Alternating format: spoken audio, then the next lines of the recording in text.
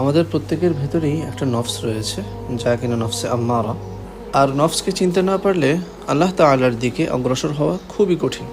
এর কারণ হলো, নফসকে যাচাই বাছাই না করা পর্যন্ত নিজের যে সমস্ত দোষ ত্রুটিগুলো রয়েছে সেগুলো আমাদের নজরে আসে না, যার ফলে ধীরে ধীরে আমাদের যে নফস রয়েছে সেটা গায়রুল্লাহর পথেই হাঁটতে থাকে, সিরাতাল মুস্তাকিম থেকে দূরে সরতে থাকে। এই যে আমরা বলি না যে আজকেই শেষ, কালকে থেকে ভালো হয়ে যাব, কালকে থেকে নামাজ পড়া আরম্ভ করব, এবং কালকে থেকে আর কোনো গুনাহ করব না। তো এই ধরনের চিন্তাভাবনাগুলো যদি আপনার মধ্যে থেকে থাকে, তাহলে আর দেরি না করে নফসকে কন্ট্রোল করতে হবে, নফসের লাগাম ধরতে হবে। কারণ এই যে সমস্ত বিষয়গুলো রয়েছে এগুলো শুধুমাত্র নফস এবং শয়তানের ধোঁকা। আর এমন শয়তানের ধোঁকায় পড়ে থাকলে গুনাহ ছাড়তে পারবেন না।